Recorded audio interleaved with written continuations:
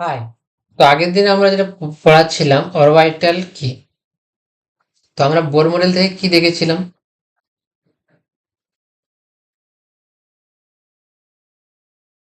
Bore মডেলে বলা হয়েছিল যে ইলেকট্রন কতগুলো নির্দিষ্ট কক্ষপথে ঘোরে, ফিক্স রেডিয়াস এবং এনার্জি অরবিটে তারা ঘোরে।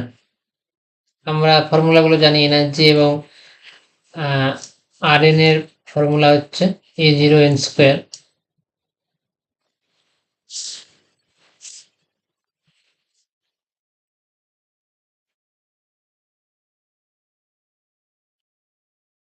তো আমরা দেখেছিলাম যে ফিক্সড অরবিটের কথা বলা হয়েছিল, কিন্তু সেখান থেকে যখন আমরা শ্রোডিঞ্জার ইকুয়েশন পড়লাম, এইচ সাইকেলস টু ই সাই, তখন আমরা কি শিখলাম যে সাই স্কোয়ারের যে মড ভ্যালু সেটা কি করে প্রবাবিলিটি বোঝায়, যে প্রবাবিলিটি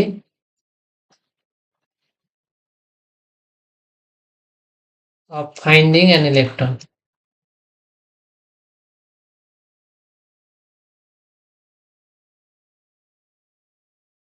তো সেখান থেকে আমরা দেখলাম যে ইলেকট্রন কোনো নির্দিষ্ট ফিক্স অরবিটে থাকে না, সে অ্যাকচুয়ালি একটা প্রবাবল রিজিয়ানে থাকে, সেই রিজিয়ানটাকে আমরা বলেছি অরবাইটাল।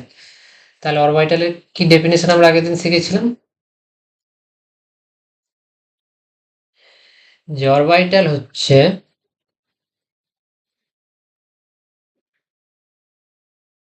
একটা 3D স্পেস বা রিজিয়ন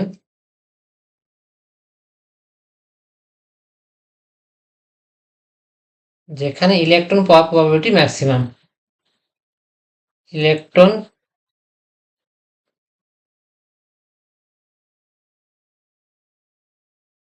পাওয়ার প্রবাবিলিটি ম্যাক্সিমাম।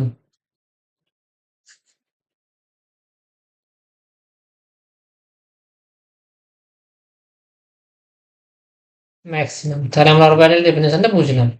এখন আমরা এটাও দেখেছিলাম যে শ্রোডিঞ্জার ইকুয়েশনের সলিউশনে আমরা সাই পেয়েছিলাম, তার সাথে আমরা কতগুলো কোয়ান্টাম নাম্বার পাই, সেইগুলো আজকে আমরা পড়াবো এম এ। তো প্রথমে আমরা শুরু করছি প্রিন্সিপাল কোয়ান্টাম নাম্বার এন।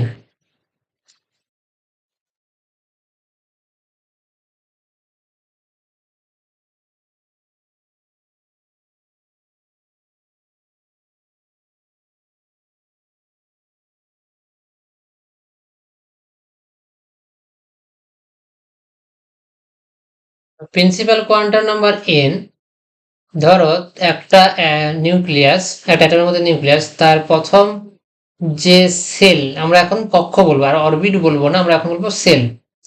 তো first N equals to shell, এইটাকে বলা হয় কে সেল।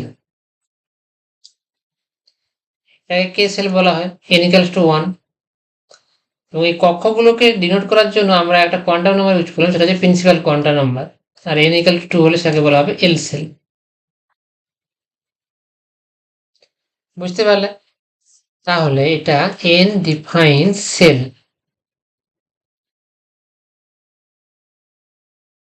এটা সেলকে বোঝায়, এবং তাদের এনার্জি,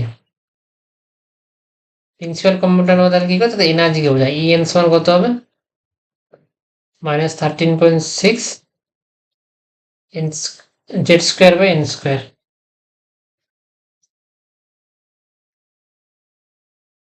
ইলেকট্রন ভোল্ট, তাহলে প্রত্যেকটা সেলের এনার্জিকে বোঝায়।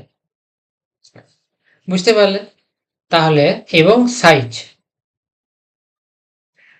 এন এর ভ্যালু যত বেশি হবে, এন এর ভ্যালু যত বাড়বে, সাইজ তত কি হবে, বাড়বে। বুঝতে পারলে? এনার্জি এবং সাইজ দুটোকে এক্সপ্লেন করে। তাহলে এন এর ভ্যালু যখন 1, তখন সেলটাকে আমরা বলবো কে সেল, 2 হলে তাকে এল সেল, 3 হলে এম, 4 হলে এন। তাহলে যখন সাইজ প্রিন্সিপাল কোয়ান্টাম নাম্বারের ভ্যালু বাড়বে, তখন সাইজ কি হবে, বাড়তে থাকবে। বুঝতে পারলে? এবার তোমরা এনার্জি দেখো, দেখো এন এর ভ্যালু যখন 1, তখন এনার্জি কত হচ্ছে মাইনাস, তখন এনার্জি কত হচ্ছে -13.6 ইলেকট্রন ভোল্ট।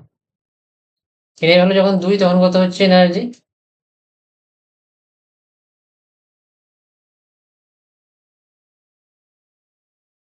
3.6, 3 4 12, 4 4 16, 3.4 electron volt.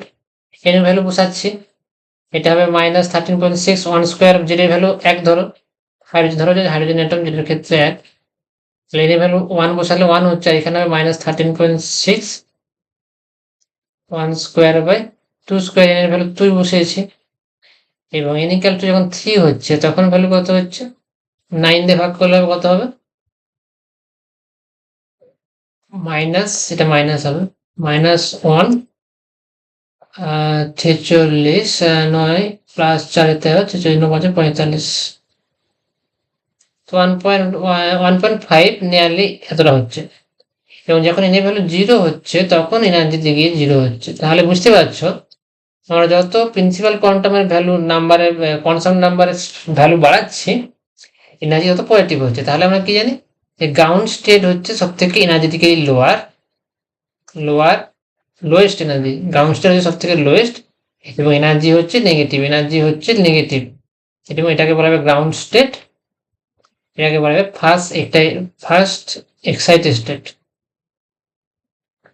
তো আমরা কি বলবো, যত এনার্জি নেগেটিভ হবে সিস্টেম তত স্টেবল হবে, কারণ এনার্জি যত লোয়ার হবে তত সিস্টেম স্টেবল হবে। তাহলে লোয়ার এনার্জি মানে মোর স্টেবল, এবং নিচের দিকে গেলে এনার্জি কমে থাকবে, আর উপর দিকে গেলে এনার্জি বাড়তে থাকবে। এইটুকু আমরা শিখলাম যে প্রিন্সিপাল কোয়ান্টাম নাম্বার বাড়লে অ্যাটমের সাইজ, মানে অরবিটালের সাইজ বাড়বে, এবং তার এনার্জি উপরের দিকে যেতে থাকবে, মানে এনার্জি বাড়তে থাকবে। তো এইটুকু আমরা শিখলাম প্রিন্সিপাল কোয়ান্টাম নাম্বার। তাহলে এরপরের দিন আমরা শিখবো অ্যাজিমুথাল কোয়ান্টাম নাম্বার বা অরবিটাল অ্যাঙ্গুলার মোমেন্টাম এল।